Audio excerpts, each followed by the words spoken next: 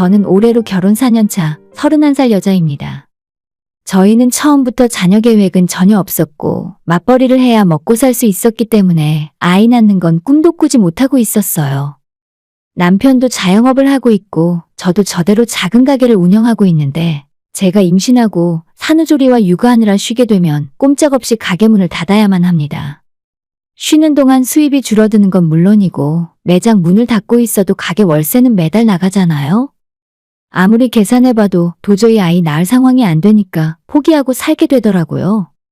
저희는 지방의 작은 중소도시에서 살고 있는데 남편은 식당 하나와 술집을 운영하고 있고 저는 빵을 직접 구워서 파는 작은 카페를 운영하고 있습니다.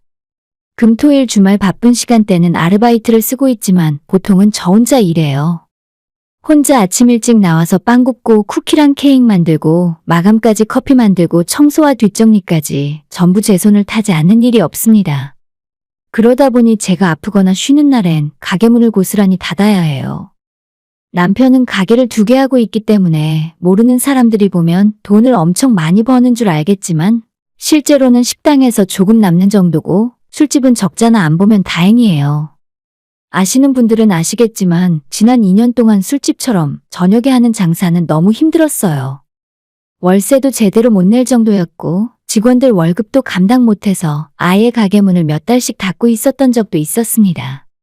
그나마 올해 초부터 정상적으로 영업을 시작했는데 그 사이에 인건비도 많이 올라서 남편이 남겨 가져오는 것도 없고 오히려 식당으로 남는 돈을 술집에서 까먹고 있더라고요. 4년 전만 해도 남편은 한 달에 1,500만 원, 2천만 원 정도 벌었었는데 요즘은 진짜 300만 원 벌어오기 힘듭니다. 술집이라도 정리하라고 그렇게 이야기를 했지만 자존심인지 고집인지 도무지 제가 하는 말을 듣질 않네요. 그래도 제가 하는 카페는 꾸준한 편이에요. 식당이나 술집에 비해 매출이 높진 않은데 평수가 작아서 월세도 싼 편이고 주말 알바를 제외하면 오픈부터 마감까지 제가 혼자 하기 때문에 실제 가져가는 돈은 나쁘지 않습니다. 몇 년 전부터 단골들도 계속 찾아주시고 이래저래 평균적으로 700에서 800만 원 정도는 벌고 있어요.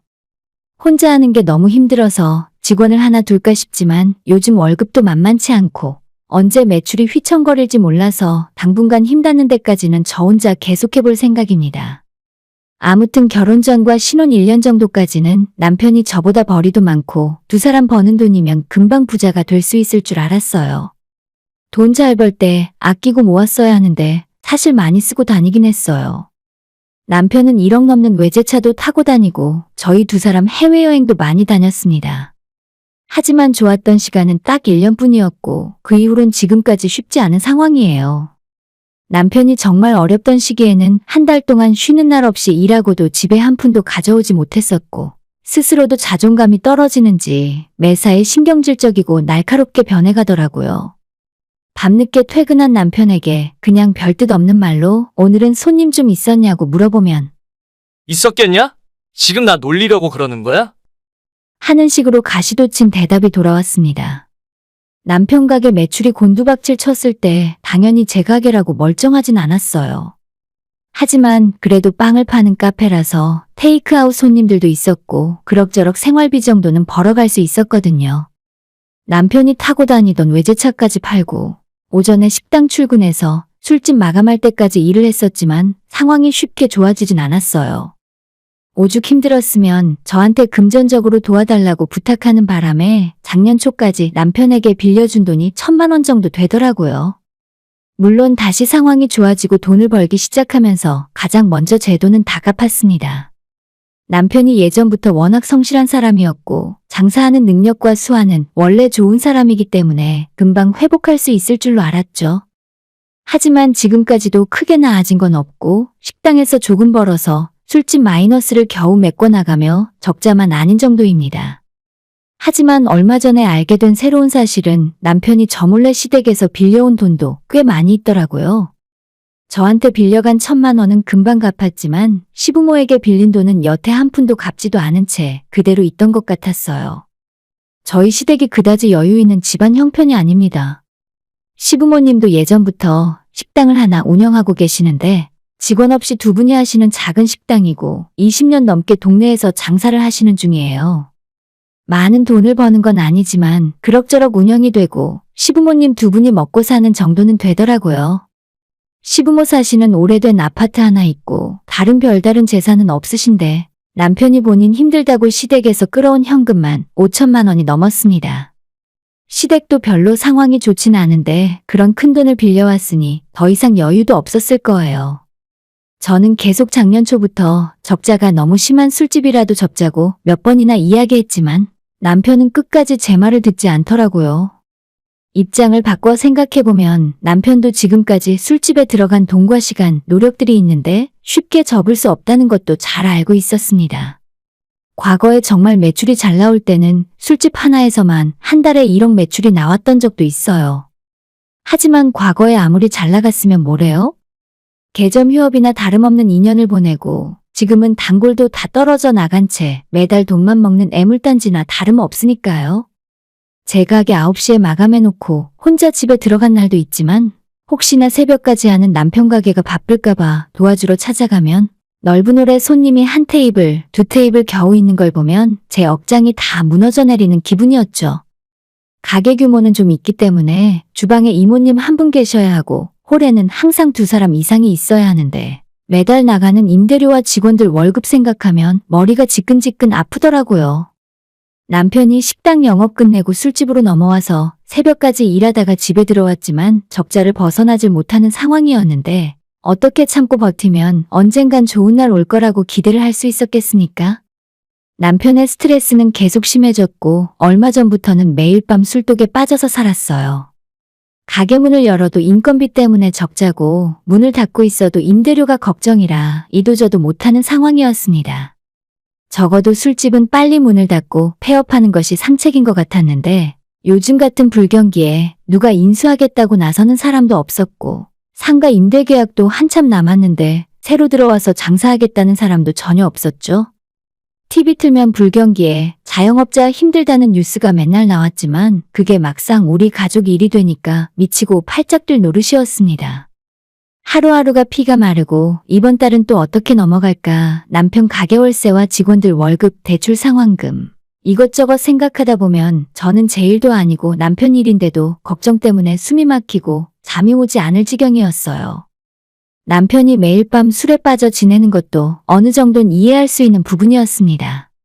그렇다고 제 돈으로 적자를 메꿔주기엔 밑도 끝도 없는 상황이라서 이러지도 저러지도 못했었죠. 남편에게 당신도 여기까지 했으면 할 만큼 했으니까 술집은 포기하고 권리금은 언감생심 그냥 건물주랑 이야기 잘해서 남은 보증금만이라도 받고 정리하자고 이야기했습니다. 하지만 역시나 남편은 쉽게 결정을 못 내리고 계속 고민만 하고 있었어요. 어느 날 퇴근하고 제가 집에 돌아왔는데 아직 마감 시간도 안 된 남편이 저보다 먼저 집에 와 있었습니다. 이미 혼자서 소주 2병을 넘게 마시고 있길래 무슨 술을 이렇게 마시냐고 그만 마시라고 말리고 있었는데 남편이 제게 이런 말을 하더라고요. 당신이 나 한 번만 더 믿어주라. 내 생각엔 우리 가게가 너무 올드한 분위기인 것 같아. 리모델링 한번 싹 해서 일본식 이자카야 느낌으로 바꾸면 잘 될 것 같아. 무슨 말을 하나 했더니 저한테 리모델링 비용을 빌려달라 하는 겁니다. 가게 평수도 넓어서 리모델링 싹 다 하고 내부의 집기들도 이자카야에 맞춰 새로 교체하려면 적어도 1억 5천 정도는 필요하겠더라고요. 사실 제 통장에 돈이 아예 없는 건 아니었습니다. 5천만 원 정도는 현금으로 있었고 5천 정도는 주식이나 펀드에 들어가 있었으니까요. 정말 해줘도 되겠다 싶으면 마이너스 통장을 만들던 우리 친정부모님에게 빌리던 어떻게든 1억 5천을 맞춰서 빌려줄 수도 있을 텐데 제가 볼 때는 이제 그만해야 할 때라고 생각했어요. 시댁에서 빌린 돈만 5천이 넘는데 제가 친정부모님 돈까지 끌어서 1억 5천을 빌려주면 남편은 빚만 2억이 넘어가는 상황인데 그걸 장사해서 어떻게 갚겠어요? 남편에게는 나도 요즘 장사 안 되고 당신 힘들 때 생활비를 전부 내가 부담했기 때문에 모아둔 돈도 하나도 없다고 했죠. 그냥 지금 당장 조금 손해보더라도 술집부터 빠르게 접고 그나마 남편이 운영하는 식당에서는 수익이 좀 나오는 상황이었기 때문에 시부모님 돈부터 갚고 난 후에 다시 새로운 장사를 준비하자고 설득했습니다. 하지만 남편은 포기하기는커녕 저한테 돈이 없으면 장인어른한테 빌려보겠다면서 남편이 직접 친정아빠와 이야기를 하겠다 하더라고요. 저는 이 말을 듣자마자 등골이 오싹한 느낌이 들면서 드디어 올 것이 왔다 싶었죠. 시댁보다 저희 친정집 형편이 조금 더 좋은 편이긴 합니다. 아빠는 주류 도매업을 하고 계신데 이쪽 일을 오래 하셨고 잔뼈가 굵은 분이세요. 저희 남편 식당과 술집에도 친정아빠 회사에서 술을 납품하고 있기 때문에 최근 들어서 매출이 얼마나 줄었는지 대충은 알고 계시죠. 항상 안부 전화드리면 아빠는 김서방은 장사 잘 되냐고 걱정스레 물어보셨고 저는 걱정 끼치기 싫어서 알아서 잘하고 있다고 대답하곤 했습니다. 물론 친정부모님은 노후 준비까지 다 되어 있고 사는데 큰 걱정 없을 정도로 여유가 있지만 사위한테 1억 2억 빌려줄 정도로 현금을 쌓아놓고 사는 건 아니거든요. 재작년에 한참 남편이 힘들어하고 술집 영업까지 몇 달 동안 못하고 있었을 때에 우리 친정아빠에게 돈 빌려보겠다고 했던 적이 있었습니다. 하지만 그때는 전국의 술집들이 다 힘들던 시기였는데 술 납품해서 먹고 사는 우리 아빠라고 별다른 방법이 있었겠습니까? 똑같이 힘들었고 어려웠기 때문에 남편의 돈 빌려달라는 소리를 아빠가 단칼에 거절하셨죠. 저는 친정아빠 성격 잘 알고 있고 이번에도 또 똑같이 거절하실 게 뻔한 일이라서 괜한 헛고생하지 말고 포기하라고 했습니다. 하지만 남편은 제 말은 듣지 않고 진짜 며칠 뒤에 처갓댁까지 찾아가서 이대로 장사 접을 수는 없으니 한 번 더 기회를 달라며 돈을 1억만 빌려달라고 했죠.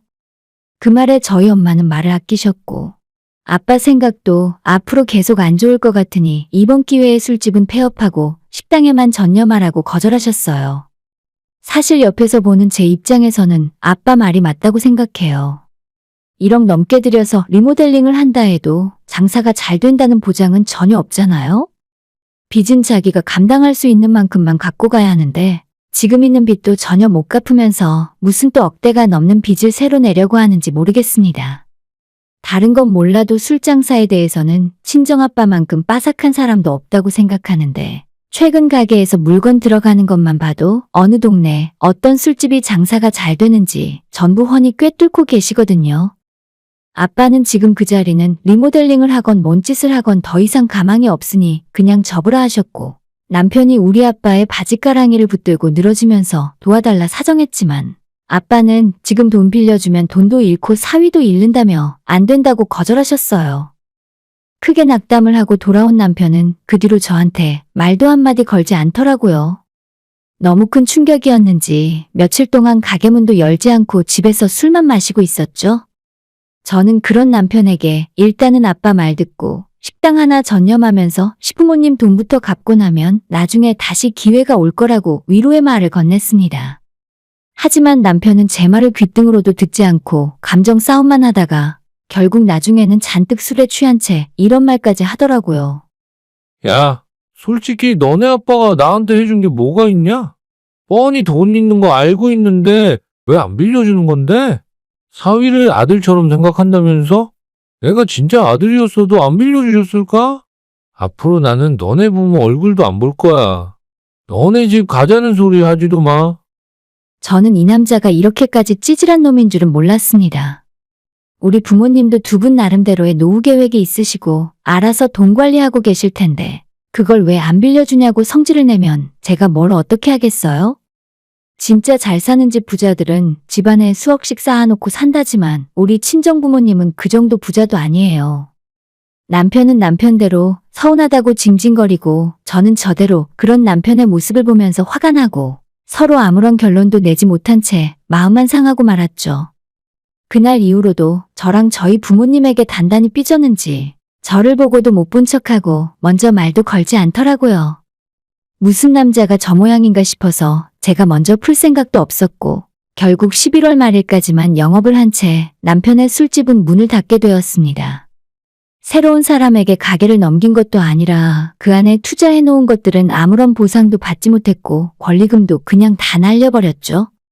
그나마 운이 좋았던 건 건물주가 마음씨가 좋은 분이라서 남편이 지난 몇 년 동안 고생한 걸 봤기 때문에 보증금은 바로 빼줘서 다행이었습니다.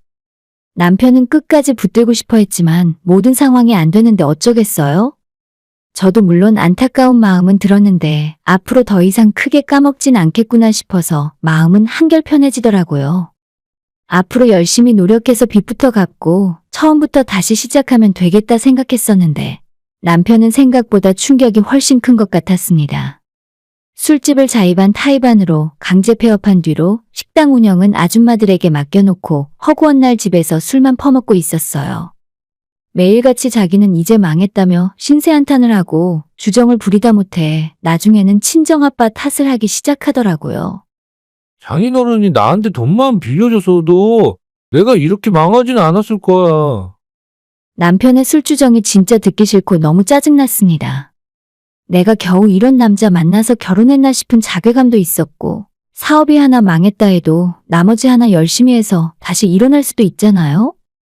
우리 두 사람 모두 아직 나이도 젊은데 대체 못할 게 뭐가 있습니까? 술 취한 남편이랑 싸우는 것도 너무 지치고 점점 꼴도 보기 싫어서 남편에게 마음 정리하고 다시 열심히 살아볼 생각이 있으면 그때 다시 찾아오라고 통보해놓고 저는 혼자 짐 싸서 친정으로 가버렸습니다.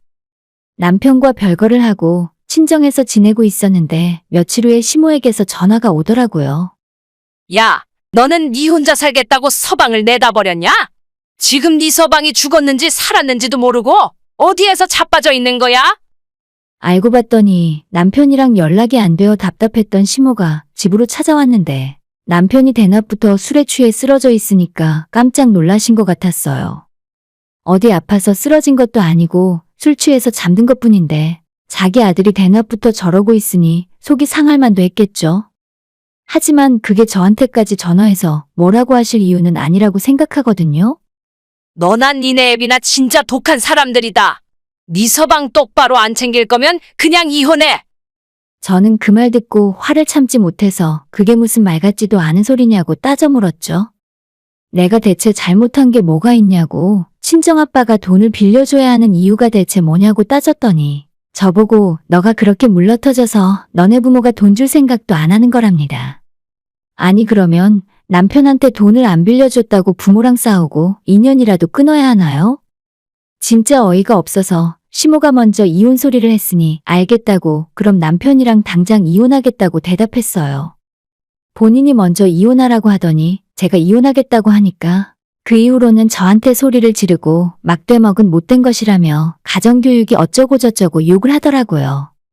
더는 상종하기 싫어서 시모의 전화를 끊어버렸고 남편에게 바로 연락해서 당신 엄마가 이혼하라 했으니 당장 이혼할 준비하라고 했죠. 남편은 영문을 몰라서 무슨 소리냐고 제게 물었지만 답 없는 남편과 한술 더 뜨는 시모가 꼴보기 싫어서 그냥 이혼하고 다 끝내는 게 낫겠다 싶더라고요. 이혼 합의 제대로 안 해주면 내가 소송이라도 걸어서 끝내겠다고 했고 결국 속전속결 일주일 만에 협의하고 이혼 서류에 도장 찍을 수 있었습니다.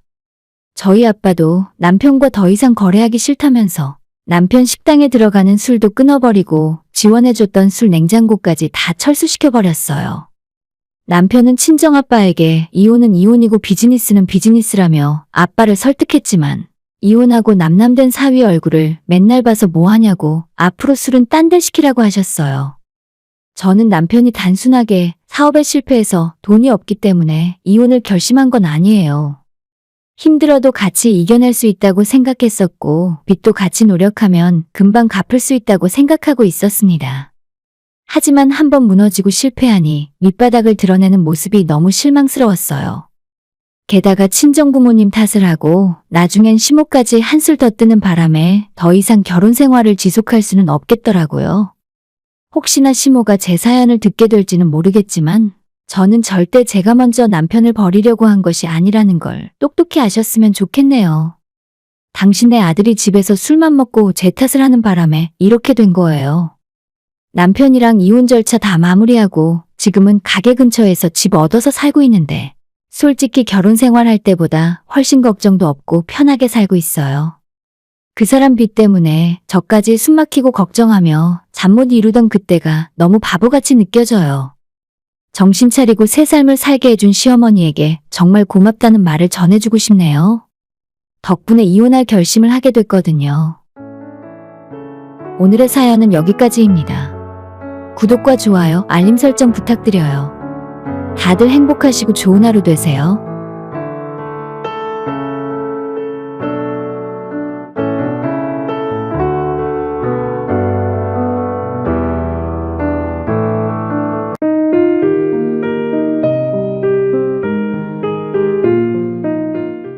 저는 올해로 30살, 작년 봄에 결혼해서 아직 1년이 지나지 않은 신혼부부입니다. 한참 깨가 쏟아지고 집안 어른들 이쁨을 한 몸에 받아야 하는 시기인데 시작부터 지금까지 뭔가 삐걱거리고 있네요. 저는 우리 친정에서 외동딸로 태어났고 당연히 어릴 때부터 부모님의 사랑을 많이 받고 자랐죠. 재작년 가을 친정 부모님에게 결혼하고 싶은 남자가 생겼다고 처음 말씀드렸을 때도 엄청 섭섭하게 생각하시면서 뭐하러 일찍 결혼하냐고 아빠 엄마와 좀 더 살다가 시집가라고 하실 정도였어요. 그래도 결국엔 결혼 승낙해 주시고 축하해 주셨지만 결혼식 날 엄마는 물론이고 아빠까지 눈물을 보이시는 바람에 저도 눈물 참느라 고생이 이만저만 아니었던 기억이 있네요. 그리고 저희 남편은 위로 형이 하나 있고 아래로는 아직 시집 안 간 여동생이 있습니다. 아주버님은 저희 결혼하기 2년 전에 먼저 결혼을 했고 신우는 약간 늦둥이라서 저보다도 2살이나 어리기 때문에 아직 시집은 가지 않았어요. 제 남편이 중간에 끼인 둘째라서 그런지 비슷한 나이 또래 남자들에 비해서 조금 더 어른스럽고 평소에 참을성도 많고 화를 잘 내는 성격도 아니에요. 얼마나 꼼꼼하고 알뜰한지 저희가 맞벌이를 하면서 집안 돈 관리를 전부 남편에게 맡겼는데 매달 엑셀 파일로 수입과 지출을 전부 정리해서 저한테 메일로 보내줄 정도예요. 지금 일주일 단위로 생활비와 용돈을 남편에게 받아가며 살고 있지만 하나도 불편함이 없고 오히려 제가 약간 계획 없이 돈을 쓰는 편인데 남편 덕분에 차근차근 모을 수 있어서 좋아요. 남편에게 시댁 집안 이야기를 많이 듣진 않았지만 제가 이 집안에 시집와서 지금까지의 돌아가는 분위기를 보면 시부모님께서 첫째는 장남이라고 해달라는 거 다 해주셨고 막내 신우는 막둥이의 유일한 딸이라고 오냐오냐 하고 싶은 거 다 시켜줬던 것 같아요. 하지만 제 남편은 중간에 끼어서 크는 바람에 학창시절부터 교복과 옷은 대부분 형에게 물려받아서 입었고 집에 좋은 게 있으면 막내 여동생에게 양보하며 살았더라고요. 삼형제가 지금까지도 그렇게 지내다 보니 어른이 되었지만 어릴 때 성격이 그대로 남아있는 것 같습니다. 첫째 아주버님은 집안에서 비싼 고액과외도 붙여주고 학원도 많이 보내서 서울에 있는 괜찮은 대학을 나왔지만 좋은 회사에 취업이 번번이 실패하고 이름도 모를 중소기업에 들어가서 일하다가 적성에 안 맞는다고 1년 만에 때려치우고 나왔대요. 그 뒤로 시부모에게 현금 지원 받아서 치킨집을 차렸는데 장사는 그럭저럭 괜찮은지 아주버님 내외 두 분이 같이 운영을 하면서도 그럭저럭 형편은 나빠 보이지 않더라고요. 그리고 시댁 집안의 막내 신우는 어릴 때부터 허파의 바람이 잔뜩 들어서 20대 시간을 허송세월로 날려버렸습니다.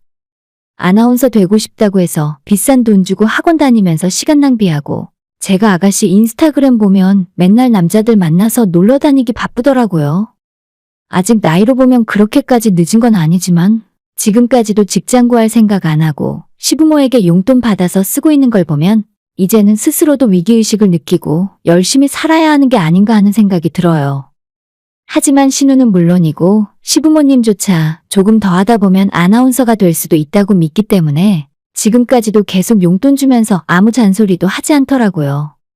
신우도 이제 30이 얼마 안 남았는데 언제까지 계속 그렇게 즐기면서 살 수 있을지 그 이후로도 시부모가 계속 책임져 줄 수 있는지 모르겠습니다. 그런 두 형제 사이에서 저희 남편은 시부모님 관심 밖으로 밀려나서 예전부터 자기 앞가림은 스스로 하며 살아야 했습니다. 고등학교 졸업하자마자 시부모에게 손 한 번 안 벌리고 지방국립대 4년 동안 전부 장학금 받으며 대학까지 졸업했어요. 대학 다니면서도 주변 학생들 과외해주고 아르바이트하면서 생활비와 용돈을 스스로 벌어서 해결했고 졸업하자마자 공기업 취직해서 지금까지 작은 사고 한 번 친 적 없습니다. 저희 결혼할 때도 시댁에서 결혼할 때 못했으라며 고작 1,000만 원 주신 것이 전부인데 아주버님 장가 갈 때는 그래도 장남이라고 30평대 아파트 전세 얻어서 주셨어요. 1,000만 원이 적은 돈은 아니고 보태주신 것만 해도 감사해야 하는 일이라는 건 알고 있습니다. 하지만 아직 시집도 안 간 백수신우가 작년에 차 필요하다고 징징대니까 3,000만 원 주고 소나타를 뽑아주시더라고요. 신우가 용돈까지 전부 부모에게 받아서 쓰고 있는데 따로 모아놓은 돈이 어디 있겠습니까? 전부 시부모님이 해주신 거지. 우리는 결혼한다고 하는데도 고작 1,000만 원이 전부였는데 첫째랑 막내만 대놓고 편애하시는 시부모님을 보며 솔직히 이 상황에 서운한 마음이 안 드는 게 이상한 거죠. 어차피 남편과 저는 결혼 전부터 모아놓은 돈도 있었고 우리 두 사람 모은 거 합쳐서 은행 대출을 적당히 받으니 신혼집 구하는 데는 별 문제 없었어요. 남편이 워낙 돈 관리를 깔끔하게 하고 결혼하고 지금까지 한 달에 용돈 30만 원씩 쓰면서도 필요한 건 다 쓰고 서로 선물까지 줄 정도로 죽이 잘 맞습니다. 시댁에서 말씀하시길 너희들은 알아서 잘하니까 자기들이 큰 도움 줄 필요 없다면서 앞으로도 알아서 잘하라고 하시더라고요. 좀 어처구니 없는 소리긴 해도 어차피 재산을 주고 말고는 시부모님 마음이니까 왈가왈부할 일은 아니었죠. 특히나 남편이 정말 착하고 순한 성격이라서 시부모가 대놓고 차별해도 서운해하지 않았었는데 얼마 전 참다 못해 폭발하게 된 사건이 있었어요. 다른 형제들에 비해서 제 남편이 차별을 많이 받긴 했어도 저희가 시부모를 소홀하게 대접한 적은 없었습니다. 작년 어버이날에도 용돈과 카네이션 꽃다발을 챙겨서 보내드렸고 두 분 생신 때도 저희 기준으로는 30만 원 정도 하는 비싼 선물을 해드렸어요. 그리고 종종 한 번씩 용돈도 챙겨드렸는데 제 기억으로는 두세 달마다 한 번씩은 드렸던 것 같네요. 물론 시댁 챙기는 것만큼 저희 친정도 똑같이 챙기긴 했는데 어쨌든 우리 형편에서 너무 적지 않게 해드렸다고 생각합니다. 하지만 아무리 부모 자식이라고는 해도 인간관계의 기본은 기브 앤 테이크 아닌가요? 지금까지 제가 옆에서 봐온 바에 의하면 해드리는 것에 비해 시부모님이 저희를 생각하는 마음은 좀 많이 다른 것 같았어요. 저희 친정부모님은 선물이나 용돈을 드리면 너무 고마워하시고 그만큼 저희한테도 더 많이 챙겨주시려고 노력하시는데 그에 반해서 시부모님은 전혀 그런 면이 없으셨습니다. 오히려 결혼하기 전에는 시부모님 댁에 인사드리러 갔을 때 제가 왔다고 밥상도 새로 차려주시고 저를 많이 예뻐해 주시는 것 같았는데 최근에는 저희 부부가 시댁에 찾아가도 그냥 나가서 맛있는 거 사달라 하시고 용돈이나 달라고 하는 물주 취급만 하시는 것 같아요. 저희가 시댁에서 좀 멀리 떨어져 살기 때문에 관심이 덜 가는 것도 있겠죠. 신우는 아직 시집을 안 가서 시부모와 함께 살고 있고 아주버님 댁도 시댁이랑 걸어서 5분 거리이기 때문에 저희 두 사람 뺀 나머지 식구들은 자주 뭉쳐서 친하게 지냅니다. 저희는 남편과 제 출근거리 때문에 멀리 떨어진 다른 동네로 신혼집을 얻었는데 시댁과 거리가 멀어져서 저야 좋지만 남편 입장에서는 본인을 뺀 나머지 식구들만 똘똘 뭉쳐서 잘 지내고 있으니 약간은 서운해하는 것 같더라고요. 사실 우리 남편이 시댁 삼형제 중에 가장 똑똑하고 멀쩡하게 살고 있다 생각하는데 시부모는 왜 그렇게 편애하고 첫째와 막내만 끼고 도는지 이해할 수 없었습니다. 저 시집 온 지 얼마 안 됐을 때 저희한테는 말도 없이 나머지 식구들끼리 꽃놀이를 갔었고 여름 휴가 때도 저희한테 휴가비 좀 보태달라고 해서 30만 원 용돈 보내드렸는데 그 돈으로 또 저희만 빼고 나머지 식구들끼리 제주도 여행을 갔다 오더라고요. 그래 놓고 선물 하나 사오지 않았습니다. 저라고 솔직히 시댁 식구들이랑 같이 여행 다니고 싶은 건 아니에요. 그런데 남편만 대놓고 저런 식으로 따돌리니까 은근히 기분이 좋진 않았습니다. 답답한 생각이 들어 남편에게 당신 어렸을 때 식구들에게 뭔가 잘못한 건 없냐고 물어봤더니 전혀 그런 거 없다면서 남편도 억울해하더라고요.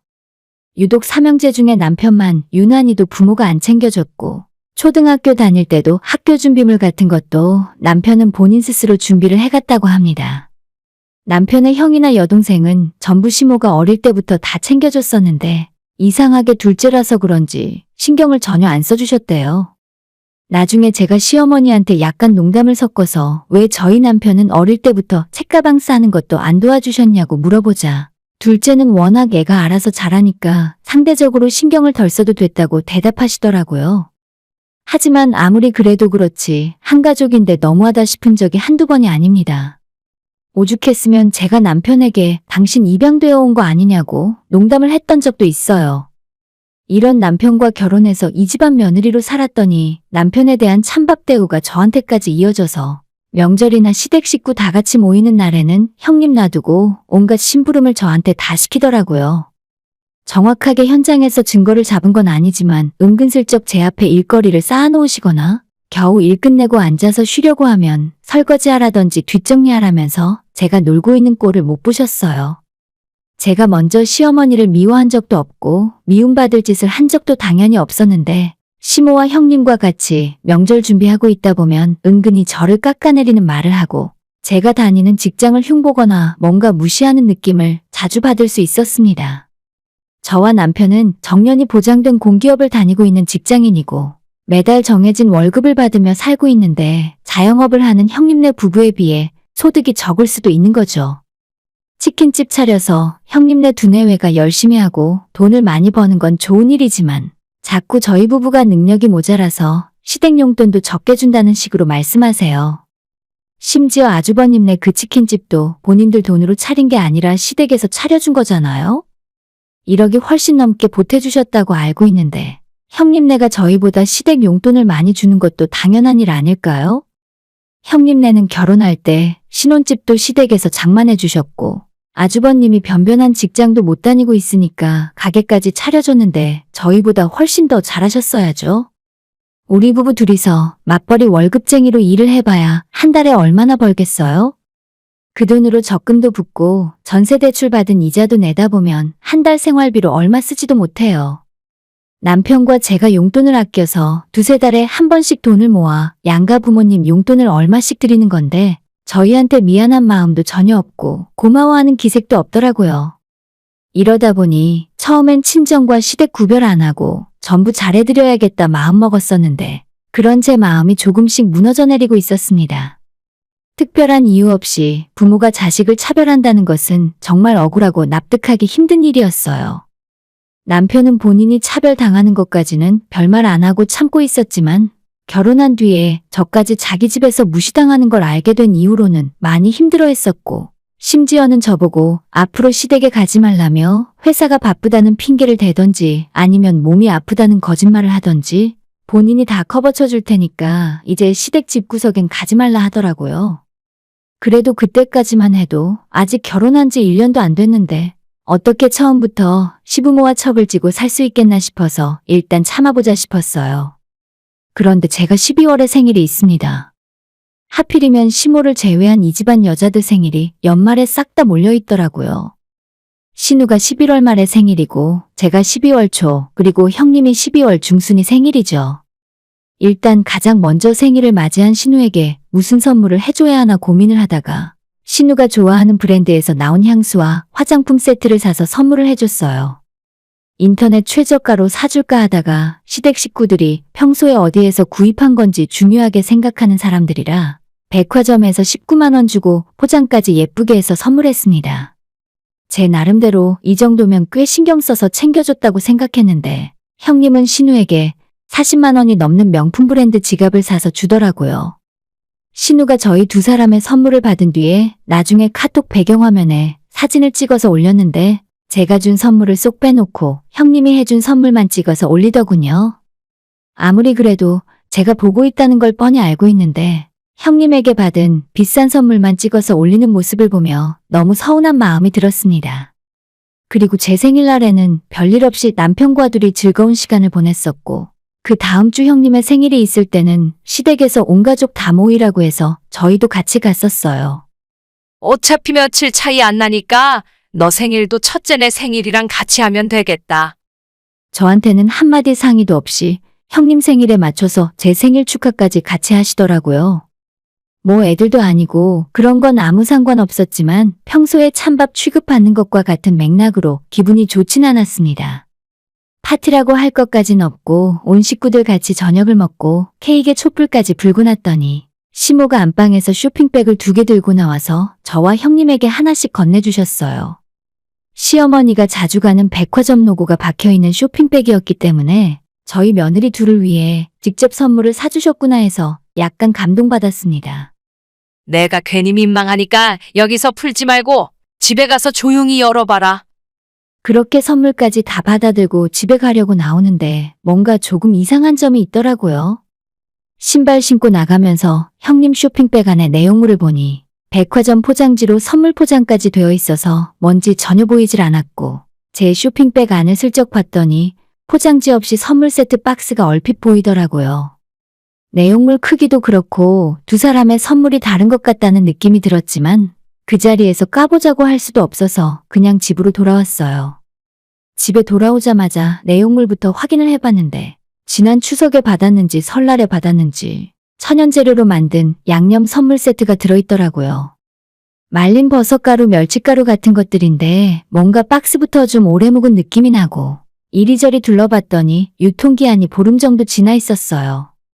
정말 그 선물을 확인하자마자 어처구니가 없어서 헛웃음이 날 정도였고 남편도 유통기한을 확인하고는 표정이 딱딱하게 굳어버렸죠. 혹시나 형님도 같은 선물을 받았으면 유통기한 확인 안 하고 먹을까봐 바로 전화 걸어서 선물 받은 거 유통기한 확인했냐고 물어봤죠. 형님, 아까 어머님한테 받은 선물 유통기한 확인해 보셔야 할 것 같아요. 그러자 형님은 그게 무슨 소리냐고 되물으면서 지금 무슨 소리 하는 건지 모르겠네. 나도 방금 집에 와서 포장 뜯어봤는데 버버리 스카프가 들어있던데? 내가 예전에 어머님이랑 백화점 갔을 때 스카프 하나 갖고 싶다고 했었는데 그거 기억하셨다가 사주셨나 봐. 근데 동사는 뭘 받았길래 유통기한이 있어? 먹는 건가 봐. 진짜 그 이야기를 듣고 제 얼굴은 물론 목이랑 귀까지 새빨갛게 달아오르는 것을 느낄 수 있었어요. 너무 창피하고 수치스러워서 쥐구멍이 있으면 기어 들어가고 싶더라고요. 형님한테는 50만 원 정도 하는 명품 스카프를 사줬고 저한테는 집에서 굴러다니던 유통기한 지난 선물 세트를 주신 겁니다. 화가 나고 수치스러워서 나중엔 눈물까지 뚝뚝 떨어지더라고요. 대체 내가 이 집안의 며느리로 들어와서 뭘 그렇게 잘못했나 싶었죠. 남편에게는 미안하지만 결혼이고 뭐고 다 때려치우고 친정엄마 집에 가버리고 싶었어요. 남편에게 엉엉 울면서 내가 당신 집안 사람들한테 이런 대접 받으려고 결혼한 건 아니라고 땅을 치며 하소연을 했죠. 형님이 명품 선물을 받았다는 걸 알게 된 남편은 완전 표정이 차갑게 굳어져서 아무 말도 못하고 저한테 미안하다 하더라고요. 저보고 잠깐 집에서 기다리라 해놓고는 제가 받은 선물을 들고 집을 나가버렸죠. 집에서 나간 지 2시간, 3시간이 되도록 돌아오지 않자 저는 너무 불안했습니다. 밤도 늦었고 대체 어딜 간 걸까? 설마 시댁에 가서 한바탕 뒤집어 엎고 있는 걸까? 오만 걱정을 하고 있었는데 기다리는 남편 전화 대신에 시어머니한테 전화가 오더라고요. 야, 내가 설마 너한테 못 먹을 걸 줬겠니? 유통기한 한 달 정도 지난 건 먹어도 아무 상관없어. 그게 얼마나 비싼 고급 선물 세트인지 알기나 해. 저한테 미안하다고 사과는커녕 오히려 더 크게 소리 지르고 따지더라고요. 그로부터 또 30분 정도 지났을 때 남편이 집에 돌아왔고 저한테 앞으로 시댁 사람들은 없는 거나 마찬가지니까 신경 쓰지 말고 살랍니다. 들고 나갔던 유통기한 지난 선물 세트는 어디 갔냐고 물었더니 전부 시댁에 집어던지고 왔대요. 오늘 이날 이후로 자기도 인연 끊었고 저도 시댁이라 챙기고 연락받을 필요 없답니다. 정말 이래도 되나 싶었는데 남편이 그렇게 하라고 하니까 저도 남편 말을 들었죠. 시모한테 전화와 문자가 계속 왔지만 전부 받지도 않고 답장도 안 했어요. 며칠 후 주말에 남편이 저를 데리고 백화점을 가더니 사달라고 한 적도 없는 100만 원짜리 명품 지갑을 생일 선물이라며 사주더라고요. 혹시 어머님 일 때문이면 이럴 필요 없다고 너무 비싼 거라 괜찮다고 거절했었는데 자기 때문에 돈 아끼고 너무 저렴한 것만 들고 다니니까 시댁 식구들한테 무시당하는 것 같다면서 이참에 하나 좋은 거 하라고 해서 겨우 지갑 골랐네요. 400만 원, 500만 원 하는 가방도 사라고 하는데 저는 그런 가방 진짜 필요 없어서 거절했습니다. 아무튼 이번 일로 우리 부부는 시댁 사람들과 인연 끊고 안 보고 살 생각이에요. 지금까지 보낸 용돈도 아깝고 며칠 전에 신우한테 줬던 생일 선물도 아깝지만 그냥 먹고 떨어지라는 생각으로 잊어버리려고요. 남편이 그날 저녁 밥 먹으면서 하루빨리 돈 열심히 모아서 내년에 전세 계약 끝나는 대로 시댁에서 더 멀리 떨어진 동네로 집 사서 이사 가자고 하네요. 저는 정말 먼저 굽히고 들어갈 생각도 없고 차라리 신혼 때 빠르게 인연 끊고 사는 것도 나쁘지 않다 생각해요. 다가오는 설날에는 남편이 먼저 장모님 댁 가서 보내자 하더라고요. 저희 집은 원래 차례 안 지내니까 맛있는 거 해먹고 3일 동안 즐겁게 놀다 올 생각입니다. 어차피 시부모님은 저희 두 사람을 눈엣 가시로 생각하고 계시니 평생 눈에 안 보이면 속이 시원하시지 않을까요? 오늘의 사연은 여기까지입니다. 구독과 좋아요, 알림 설정 부탁드려요. 다들 행복하시고 좋은 하루 되세요.